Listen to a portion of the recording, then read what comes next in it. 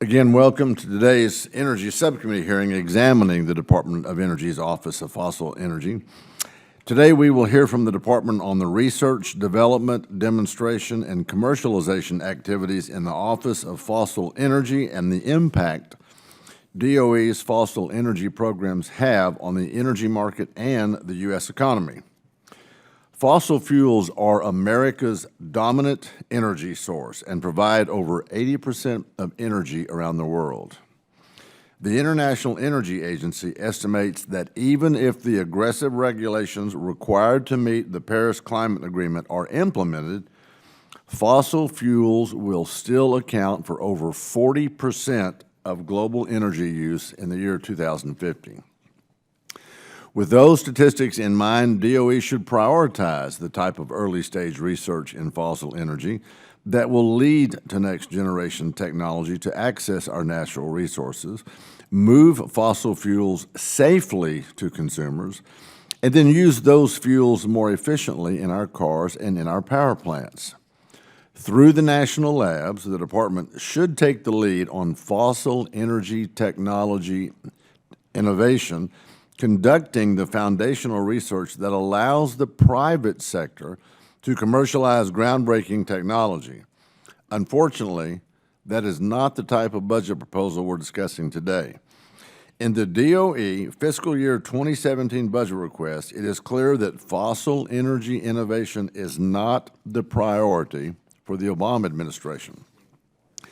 While the DOE budget proposal regularly offers aspirational goals backed by significant spending in renewable energy research and development, the budget for fossil energy is cut year after year.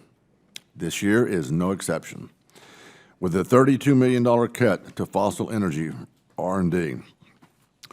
When compared to the proposed $2.1 billion with the B dollar increase to renewable energy, there's no question about where this administration wants to innovate.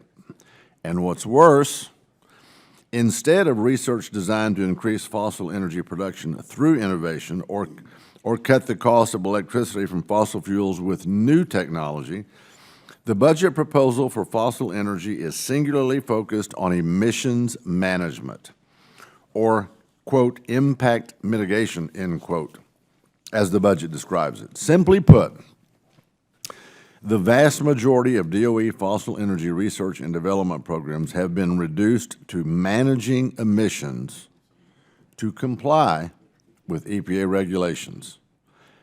But over-regulation is not the way to innovate. And the Department of Energy shouldn't be dedicating limited taxpayer resources to proving commercial-scale technology just to back up EPA rules. DOE's research infrastructure should be used to develop groundbreaking technology, not to move that technology to the commercial market. By focusing on justifying regulations and rushing to scale up today's technology, the Department has repeatedly put taxpayer dollars at risk on large-scale projects that were not ready for prime time.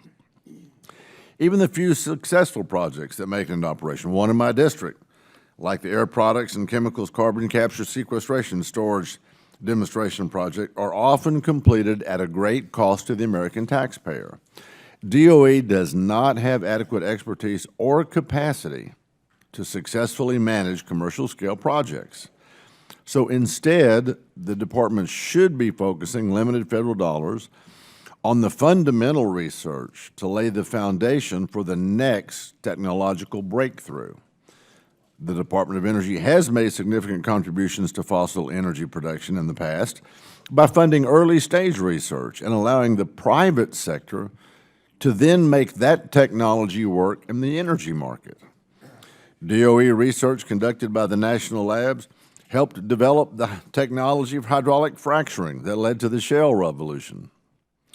If the department refocuses on technology research and development, I believe that American industry can then capitalize on that research and they can revolutionize the energy industry once again.